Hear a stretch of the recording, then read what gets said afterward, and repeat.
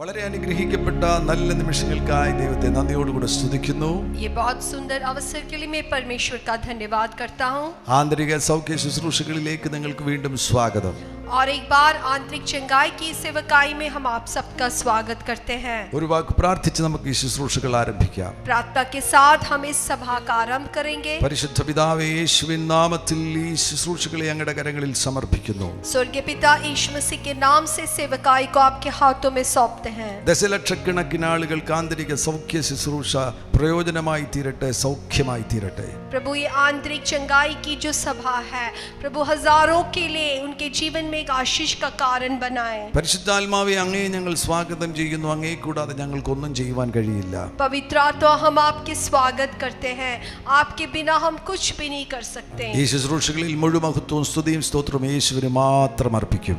सारी महिमा आदर हम यीशु मसीह को बस देते हैं. യേശുവിൻ നാമത്തിൽ തന്നെ. यीशु मसीह के नाम से. സൈൻസ് ഓഫ് ഇന്നർ വൂണ്ട്സ്, ആന്തരിക മുറിവുകളുടെ അടയാളങ്ങൾ. आंतरिक घाव के लक्षण, चिन्ह, निशाना हम देख सकते हैं. നമ്മിൽ ആന്തരിക മുറിവുകൾ ഉണ്ടോ എന്ന് നമുക്ക് എങ്ങനെ അറിയുവാൻ കഴിയും? किस प्रकार से हम जान सकते हैं क्या हमारे अंदर आंतरिक घाव है या नहीं. ശാരീരിക രോഗം വരികയാണെങ്കിൽ ആശുപത്രിയിൽ ചെന്ന് കഴിഞ്ഞാൽ ടെസ്റ്റുകളുണ്ട്. ആ ടെസ്റ്റുകളിലൂടെ രോഗനിർണയം നടത്തുവാൻ കഴിയും. आप जब शारीरिक रीति से बीमार होते हैं, आप अस्पताल जाते हैं, टेस्ट करते हैं, जिसके द्वारा पता चलता है कि आपके शरीर के किस भाग में बीमारी है. അതേപോലെ നമ്മുടെ മനസ്സിനെ ശ്രദ്ധിച്ചാൽ മതി, ആന്തരികമാകുന്ന ചില കാര്യങ്ങൾ നമ്മിൽ സംഭവിക്കുന്നു. അതിൽ നിന്ന് നമുക്ക് മനസ്സിലാക്കാം നമ്മിൽ ആന്തരിക മുറിവുകളുണ്ട് എന്ന്. इसी प्रकार आपके मन में आंतरिक चंगाई की आपको जरूरत है, तो आपके मन में कुछ ऐसे बातें हैं जो देखने से पता चल जाएगा कि आपके मन में आंतरिक चंगाई घाव है या नहीं. സയൻസ് ഓഫ് ഇന്നർ വൂണ്ട്സിൽ ഒന്നാമതായി സാഡ്നെസ്, തീവ്ര ദുഃഖം. ദുഃഖം നിങ്ങളെ മൂടുന്നു എങ്കിൽ അത് ആന്തരിക മുറിവുകളുടെ ഒരു അടയാളമാകുന്നു. आंतरिक घाव का एक चिन्ह है उदासी. अगर आप उदास रहते हैं, आप व्याकुल रहते हैं, दुख शोकित रहते हैं, ये दिखाता है कि आपका आंतरिक घाव है. സാധാരണമാകുന്നൊരു ദുഃഖത്തെ കുറിച്ചല്ല ഞാൻ പറയുന്നത്. ദുഃഖം നിൽക്കുകയാണ്, ദുഃഖം വിട്ടുമാറുന്നില്ല, ദുഃഖം തീവ്ര ദുഃഖമായി തീരുന്നു. एक साधारण रूप के दुख के बारे में नहीं कहता. ऐसा दुख जो हट नहीं रहा है, ऐसा दुख बहुत दिनों से आपके पीछे है. അങ്ങനെയുള്ളവരുടെ മുഖത്ത് നോക്കിയാൽ അവരുടെ മുഖത്ത് തന്നെ ദുഃഖം നിഴലിടുന്നത് കാണുവാൻ കഴിയും. आप जब ऐसे लोगों को देखते हैं, उनका मुंह देखकर आप बोल सकते हैं कि उनके मुंह में ही दुख है. രണ്ടാമത്തെ അടയാളം സെൽഫ് പിറ്റി, സ്വയസഹതാപം. സ്വയസഹതാപം, എനിക്ക് എന്നോട് തന്നെ സഹതാപം തോന്നുന്നു. എനിക്കൊരു ആശാഭംഗം വരുമ്പോൾ ഞാൻ നിഷേധാർത്ഥകമാകുന്ന നിലയിൽ എന്നെ ആശ്വസിപ്പിക്കുവാൻ ശ്രമിക്കുന്നു. और दूसरा है सेल्फ पिटी या खुद पर दया करना, अपने ऊपर सहानुभूति करना. ആ സ്വയസഹതാപം മുഖാന്തരമായിട്ട് ആളുകൾ ചിലപ്പോൾ കരയാറുണ്ട്. ആ കരച്ചിൽ യഥാർത്ഥത്തിൽ സെൽഫ് പിറ്റിയുടെ കരച്ചിലാകുന്നു. और ये सेल्फ पिटी के पारे खुद में अपने ऊपर दया करने पर बहुत लोग रोते हैं, लेकिन वो रोने का कारण क्या है? वो अपने ऊपर दया कर कर रोते हैं. സെൽഫ് പിറ്റി മാറണമെങ്കിൽ തിങ്കിങ് പാറ്റേണിന്, തോട്ട് പാറ്റേൺസിന് മാറ്റം സംഭവിക്കണം. ചിന്താരീതികൾക്ക് മാറ്റം സംഭവിക്കുകയാണെങ്കിൽ സ്വയസഹതാപത്തെ ജയിക്കുവാൻ കഴിയും. अगर सेल्फ पिटी से आप छुटकारा चाहते हैं, आपको सोचने का तरीका को बदलना पड़ेगा. जब सोचने के तरीके को आप बदलते हैं, सेल्फ पिटी से आप बाहर आ सकते हैं. മൂന്നാമത്തെ അടയാളം സെൽഫ് ഹേറ്റ്രഡ്, സ്വയവിരോധം.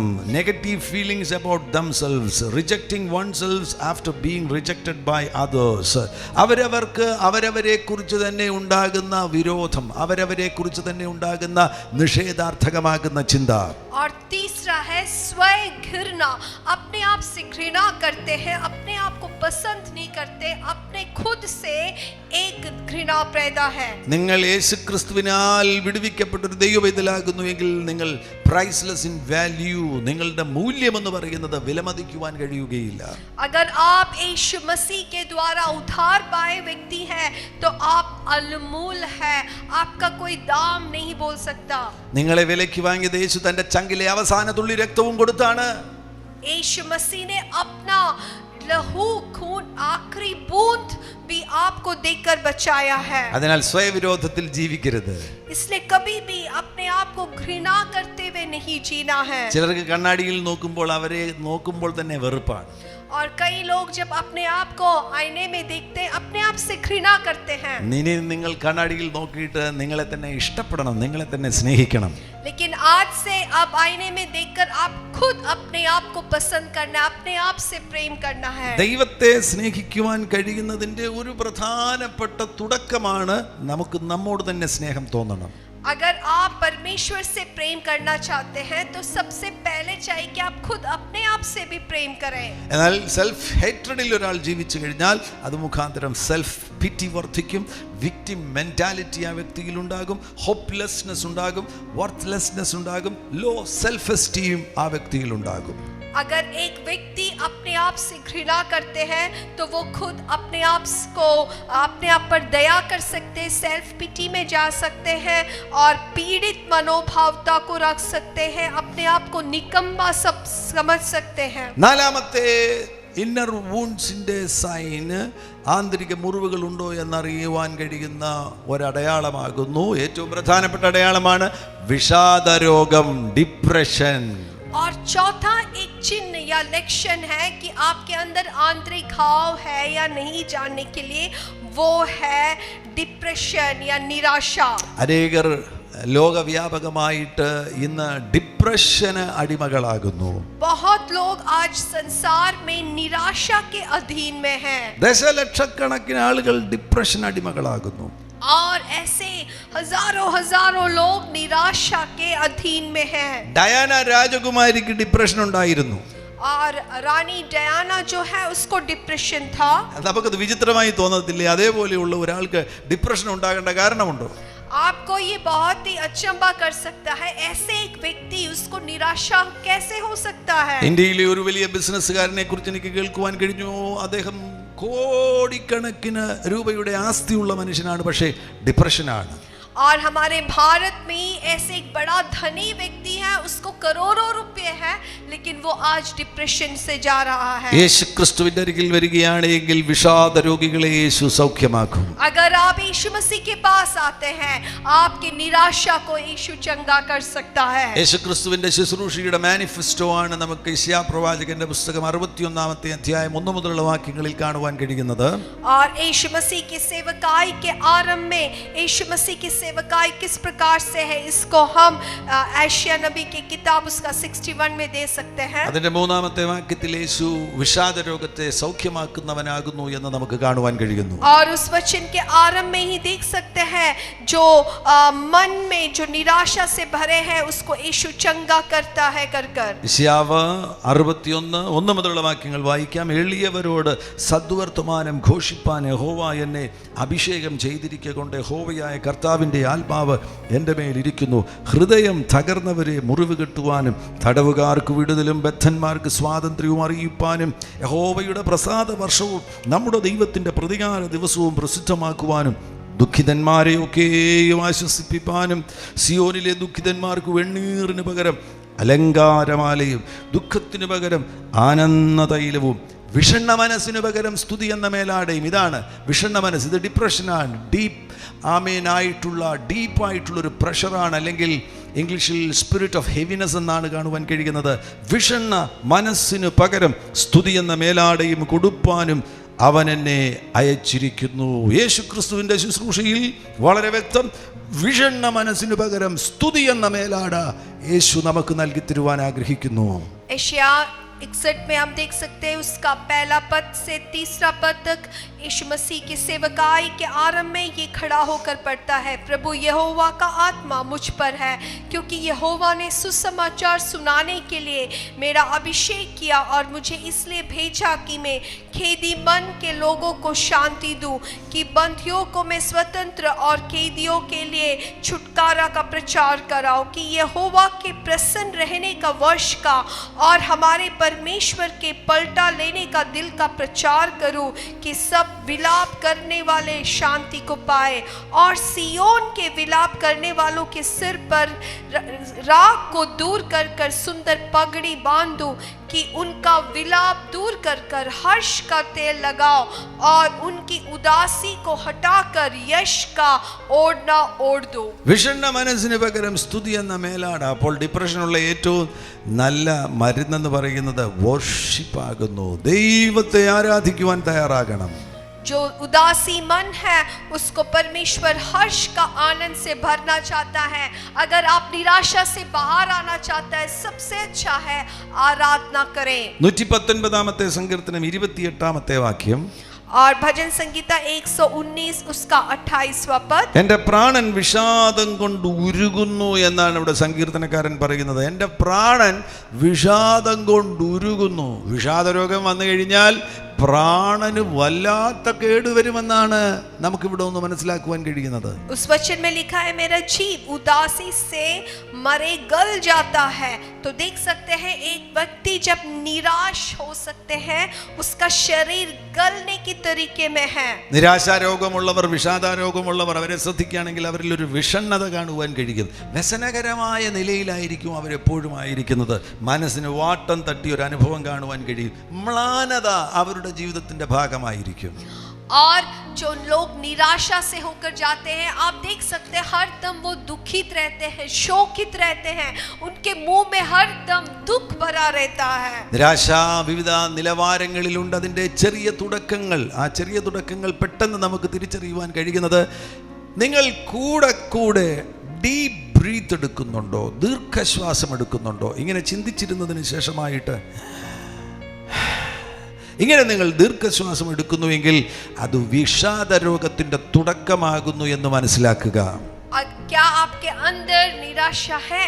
आप परख सकते हैं. आप कुछ सोचते हैं, उसके बाद गहराई में सांस अगर लेते हैं, डीप ब्रेथ लेते हैं, तो ये एक लक्ष्य है कि आपके अंदर निराशा है. ചെറിയ അളവിലൊക്കെ ചിലപ്പോൾ ചില ചെറിയ സമയത്തേക്കൊരു വിഷാദമൊക്കെ വരും. അത് സാധാരണ, അതിനെക്കുറിച്ചല്ല ഞാൻ പറയുന്നത്.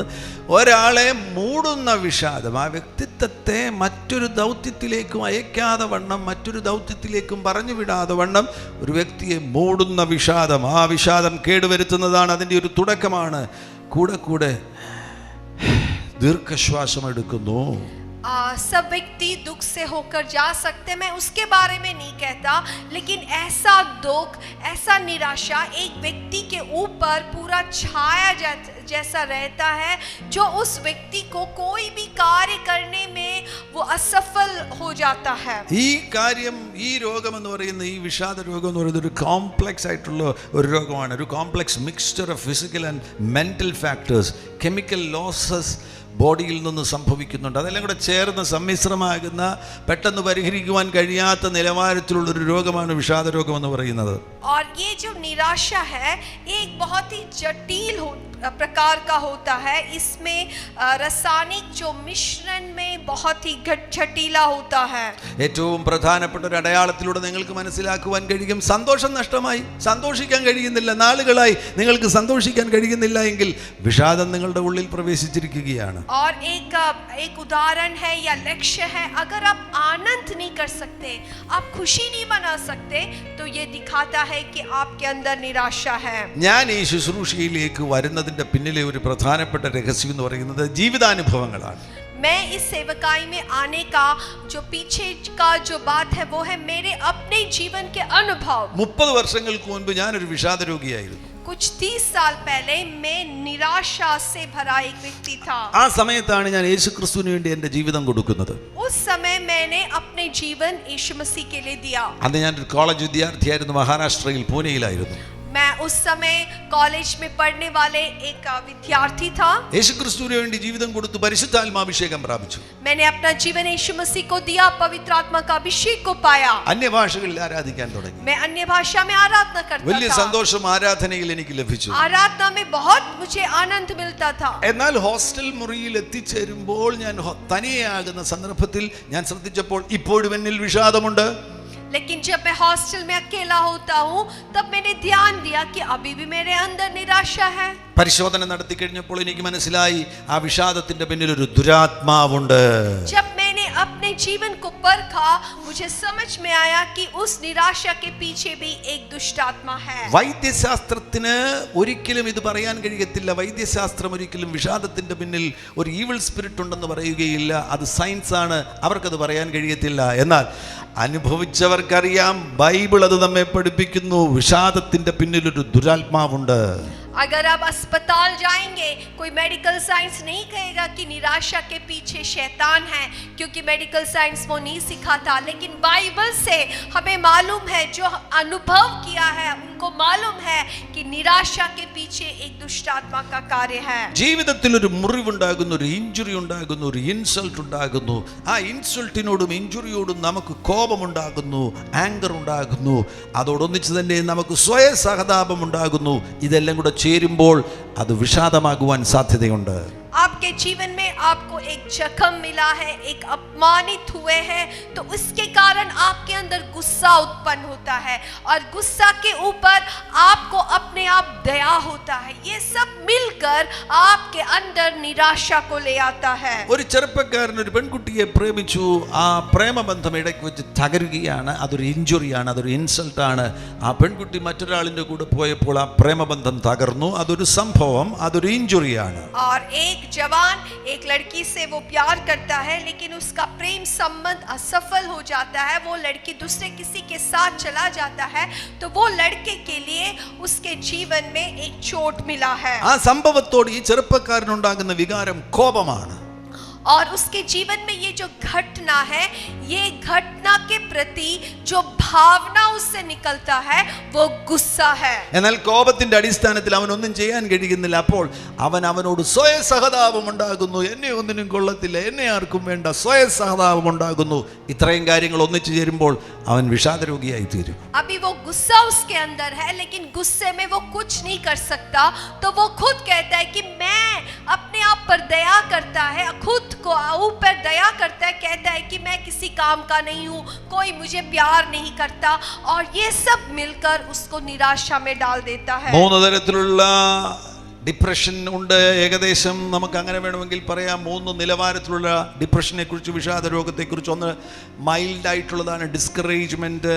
തുടക്കം മൈൽഡ് ആയിട്ടുള്ളത് ഡിസ്കറേജ്മെന്റ്. അത് സീരിയസ് ആകുകയാണെങ്കിൽ ഡിസ്പോണ്ടൻസി എന്ന് നമുക്കതിനെ വിളിക്കുവാൻ കഴിയും. സെവിയർ ആകുകയാണെങ്കിൽ, complete loss or absence of ഹോപ്പിൽ എത്തിച്ചേരുകയാണെങ്കിൽ അവിടെയാണ് ഡിസ്പെയറിൽ എത്തിച്ചേരുന്നത്. അപ്പോൾ discouragement level depression, despondency level depression, despair level depression, അല്ലെങ്കിൽ ഇങ്ങനെ പറയാൻ കഴിയും mild level depression, serious level depression and severe level depression. Depression में ही 3 तल के होते हैं. आप उसको कह सकते हैं एक हल्का प्रकार का डिप्रेशन होता है जो उत्साह भंग बोल सकते हैं, और मध्यम रीति से सीरियस कुछ गंभीर रीति का जो डिप्रेशन है उसको विषाद बोल सकते हैं, और बहुत ही गंभीर जो सीवियर डिप्रेशन होता है उसको हताश बोल सकते हैं. ഡിപ്രഷൻ നിങ്ങളിലുണ്ടോ എന്ന് എങ്ങനെ നിങ്ങൾക്ക് അറിയുവാൻ കഴിയും? സിംറ്റംസ് ഓഫ് ഡിപ്രഷൻ നോക്കിയാൽ മതി. ഒന്നാമത്തെ സിംറ്റം, ഡിപ്രഷന്റെ ഒരു സിംറ്റമാണ് സന്തോഷിക്കാൻ കഴിയുന്നില്ല, ഒന്നിലും ഒരു പ്ലഷർ ലഭിക്കുന്നില്ല. അങ്ങനെ അനുഭവിക്കുന്നുണ്ടോ, ദീർഘനാളുകളായി അനുഭവിക്കുന്നുണ്ടോ, അത് ഡിപ്രഷന്റെ ഒരു അടയാളമാകുവാൻ സാധ്യതയുണ്ട്. आपके अंदर क्या डिप्रेशन है, किस प्रकार से आप समझ सकते हैं? इन लक्षणों को देखिए. अगर ये लक्षण आपके जीवन में है तो आप समझ सकते हैं कि आपका अंदर निराशा है. अगर आप आनंद नहीं कर सकते, किसी बात में आपको खुशी नहीं मिलता, तो ये दिखाता है कि आपके अंदर निराशा है. രണ്ടാമത്തെ അടയാളം, are you sad most of the time? കൂടുതൽ സമയം നിങ്ങൾ ഇങ്ങനെ ദുഃഖിച്ചിരിക്കുകയാണോ? और दूसरा लक्षण है, ज्यादा समय आप दुखित रहते हैं क्या, उदास रहते हैं क्या? മൂന്നാമത്തേത്, have you had A change in appetite? നിങ്ങളുടെ ഭക്ഷണ രീതിക്ക് ഒരു മാറ്റം വന്നോ? ചിലര് ഡിപ്രഷനുള്ളവർ അമിത ഭക്ഷണം അവരുടെ ജീവിതത്തിന്റെ ഭാഗമായി തീരും. മറ്റൊരു കൂട്ടർ ഡിപ്രഷൻ വരുന്നവർ ഭക്ഷണം അവർക്ക് കഴിക്കാനൊക്കത്തില്ല. आपके खाने के तरीके में क्या बदलाव आया है, इसका लक्षण देखिए। कोई लोग होते हैं डिप्रेशन आने से ज्यादा खाना खाते हैं, और कोई लोग हैं जो खाना नहीं खा सकते। എനിക്ക് ഡിപ്രഷൻ വന്നപ്പോൾ എനിക്കൊന്നും കഴിക്കാനൊക്കത്തില്ല. ആ സമയത്തൊക്കെ ഞാനിങ്ങനെ വായിൽ ഭക്ഷണം ഇട്ടിട്ട് വെള്ളം കുടിച്ച് വിഴുങ്ങുമായിരുന്നു. എന്തെങ്കിലും കഴിക്കേണ്ടത് ആവശ്യമല്ലേ, കഴിക്കാനൊക്കത്തില്ലായിരുന്നു. और जब मेरे जीवन में मैंने निराशा से किया, मैं खाना नहीं खा सकता था। मैं कुछ रोटी कुछ अपने मुंह में लेकर पानी पीकर उसको निगल देता था, क्योंकि खाना जरूरी है, लेकिन मैं अपने आप खा नहीं पा रहा था। മറ്റൊരു അടയാളമാണ് have you lost or gained weight recently. നിങ്ങളുടെ ശരീരത്തിന്റെ വെയിറ്റ് കൂടുകയോ കുറയുകയോ ചെയ്തിട്ടുണ്ടോ? और दूसरा एक लक्षण है, क्या आपके वजन कम हुआ है या वजन ज्यादा हुआ है? അഞ്ചാമതായിട്ട് മറ്റൊരു അടയാളമാണ് സ്ലീപ്പ് ഡിസോർഡർ എന്ന് പറയുന്നത്. നിങ്ങളുടെ ഉറക്കത്തിനൊരു ട്രബിൾ ആയിരിക്കുന്നു. ചിലർക്ക് ഉറങ്ങാൻ കിടന്നാൽ ഉറക്കം വരത്തില്ല, തിരിഞ്ഞും മറിഞ്ഞും കിടക്കുകയാണ്. ഇനി എങ്ങനെയെങ്കിലും ഉറങ്ങിക്കഴിഞ്ഞാൽ രാത്രിയിൽ ഒരു സമയം കഴിയുമ്പോൾ പെട്ടെന്ന് ഞെട്ടി ഉണരും, പിന്നെ ഉറങ്ങാൻ കഴിയത്തില്ല. ഉറക്കത്തിൻ്റെ സുഖം നഷ്ടപ്പെട്ടിരിക്കുന്നു. മറ്റ് ഡിപ്രസ്ഡ് ആയിട്ടുള്ള രോഗികളുണ്ട്, അവർ 24 മണിക്കൂറും കിടന്നുറക്കമാണ്. और सोने में क्या आपको तकलीफ है? अगर सोने में दिक्कत है, कुछ लोग हैं वो सो नहीं सकते, पूरा रात इधर उधर पलटते रहते, सो नहीं सकते। और दूसरे कोई व्यक्ति है जो 24 घंटे सो सकते हैं, ये भी निराशा का लक्षण है। മറ്റൊരു അടയാളമാണ് ഹോപ്പ്ലെസ്നെസ് എന്ന് പറയുന്നത്. പ്രതീക്ഷയില്ലായ്മ. മുൻപോട്ട് നോക്കുമ്പോൾ ഇനിയും ഒന്നും അനുകൂലമായി ഇല്ല, പ്രതീക്ഷയില്ലായ്മ. അത് വിഷാദത്തിന്റെ ഒരു അടയാളമാണ്. दूसरा एक लक्षण है आशाहीन होना। उनको कोई आशा ही नहीं, आगे कैसे जाएंगे, उनको जीवन के बारे में वो आशाहीन है। മറ്റൊരു അടയാളമാണ് വർത്ത്ലെസ്നെസ്. എന്നെ ഒന്നിനും കൊള്ളത്തില്ലേ. മാത്രമല്ല അവർക്ക് കൂടുതലായിട്ടുള്ള കുറ്റബോധമുണ്ടാകുന്നു. Inappropriate guilt അവർക്കുണ്ടാകുകയാണ്. और दूसरे एक है, वो अपने आप को बेकार सोचते हैं, वो अपने आप को दोषी ठहराते हैं, हर बात पे अपने आप को वो दोषी ठहराते हैं। മറ്റൊന്ന് difficulty in thinking or concentrating. ഒരു കാര്യത്തിൽ ശ്രദ്ധ കേന്ദ്രീകരിക്കുവാനും നല്ല നിലയിൽ ചിന്തിക്കുവാനും കഴിയാതെ വരികയാണ്. कुछ लोगों को ऐसा होता है, वो अच्छा सोच नहीं सकते या कुछ भी ध्यान देकर किसी भी काम नहीं कर सकते। ആമേൻ. ഞാൻ ഒരിക്കൽ ഗ്വാളിയാറിൽ വെച്ച് ഒരു സഹോദരിക്ക് വേണ്ടി പ്രാർത്ഥിക്കുമ്പോൾ അവർക്ക് ഡിപ്രഷനാണ്. ഞാൻ ചോദിച്ചു, നിങ്ങളുടെ ഡിപ്രഷന്റെ കാരണം എന്താണ് എന്ന് ചോദിച്ചു. तो एक बार मैं ग्वालियर में था और एक बहन के लिए मैं प्रार्थना कर रही थी, तो मैंने पूछा कि आपकी निराशा का कारण क्या है? അവരൊരു നഴ്സിംഗ് സ്റ്റാഫാണ്, സൈക്കാട്രി കോളേജിൽ പഠിപ്പിക്കുന്ന നഴ്സിംഗ് സ്റ്റുഡൻസിനെ സൈക്കാട്രി പഠിപ്പിക്കുന്ന ഒരു ടീച്ചർ കൂടിയാണ്. ये जो बहन है वो नर्सिंग स्कूल में साइकियाट्री पढ़ाने वाली एक बहन टीचर ഇപ്പോൾ है। ഡിപ്രഷൻ വന്നതിന് ശേഷമായിട്ട് അവർ പഠിപ്പിക്കാൻ നിന്ന് കഴിഞ്ഞാൽ പഠിപ്പിച്ചുകൊണ്ടിരിക്കുന്നതിന്റെ ഇടയിൽ കോൺസെൻട്രേഷൻ പോകും. കുറച്ച് കഴിയുമ്പോൾ എന്താ പഠിപ്പിച്ചതെന്ന് ഓർക്കത്തില്ല. लेकिन अभी वो अपने क्लास में वो पढ़ा रही होगी, लेकिन बीच में वो ब्लैंक हो जाती है और उसे नहीं मालूम कि उसने क्या पढ़ा रही थी। അടുക്കളയിൽ കയറിയിട്ട് പണിയെടുക്കുകയാണ്, എന്തോ കറി അരിയാണ് അല്ലെങ്കിൽ ചപ്പാത്തി ഉണ്ടാകും, ഇടയ്ക്ക് ബ്ലാങ്ക് ആകും. പിന്നെ അറിയത്തില്ല ഞാൻ എന്തോ ചെയ്തത്, എവിടാ തുടങ്ങേണ്ടത്. പെട്ടെന്ന് അങ്ങ് ബ്ലാങ്ക് ആയി പോവുകയാണ്.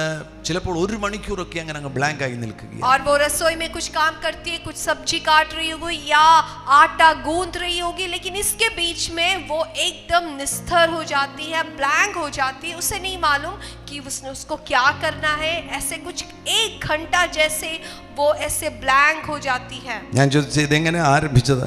मैंने पूछा किसका आरंभ कब से हुआ? അതിന്റെ പിന്നിൽ ഒരു ആഘാതമുണ്ട്, ഒരു ട്രോമയുണ്ട്. उसके पीछे एक ट्रॉमा है। അവർ പറഞ്ഞു, ഞാനും എൻ്റെ ഹസ്ബൻഡ് ഒരുമിച്ച് സ്കൂട്ടറിൽ യാത്ര ചെയ്യുമ്പോൾ मैं और मेरे पति हम स्कूटर में यात्रा कर रहे थे, ഗ്വാളിയാർ പട്ടണത്തിൽ വെച്ചൊരു ബസ് വന്ന് ഈ സ്കൂട്ടറിനെ ഇടിച്ചു. और ग्वालियर जो शहर में हमारे स्कूटर को एक बस आकर टकराया। ഞാൻ ഇടതുവശത്തേക്ക് വീണു. मैं ऐसे लेफ्ट साइड में गिरी। ഞാൻ എഴുന്നേറ്റ് വരുമ്പോൾ വലതുവശത്തേക്ക് വീണ് എൻ്റെ ഭർത്താവിൻ്റെ തലയുടെ മുകളിലൂടെ ബസ് കയറുക. और मेरे पति दूसरे जगह में गिरा, और मैं ऐसे जैसे आँख खुला, मैंने देख रही थी कि मेरे पति के सिर से वो बस चढ़ रहा है। ആ ആഘാതമാണ് പാസ്റ്റർ എന്നെ ഒരു വിഷാദ രോഗിയാക്കിയത്. और वो जो ट्रॉमा है वो मुझे एक निराशा में एक व्यक्ति बना दिया है।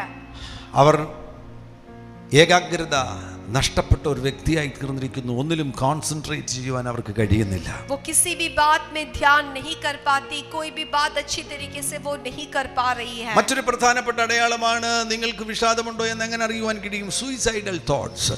മരിക്കണം എന്നുള്ള ചിന്ത ഹൃദയത്തിൽ വരുന്നു എങ്കിൽ അത് വിഷാദത്തിന്റെ ഒരു അടയാളമാകുന്നു. और एक लक्षण है, अगर आपके अंदर बार-बार आत्महत्या के विचार आता है तो ये दिखाता है कि आपके अंदर निराशा है. ദൈവമക്കൾക്ക് അങ്ങനെയുള്ള ചിന്തകൾ വരുമോ? क्या परमेश्वर के जन के अंदर ऐसा चिंता आ सकते हैं? ചിലർ പ്രാർത്ഥിക്കുന്ന കേട്ടിട്ടില്ലേ, ദൈവമേ എന്നെ അങ്ങ് വിളിക്കണേ എന്നുള്ളത്. അത് വിശുദ്ധ സൂയിസൈഡ്, ഹോളി സൂയിസൈഡൽ തോട്ട്സ് ആണ്. देखिए, कोई परमेश्वर के जन होते हैं, वो ऐसे प्रार्थना करते, प्रभु आप मुझे बुला लीजिए. तो वो कैसी प्रार्थना है?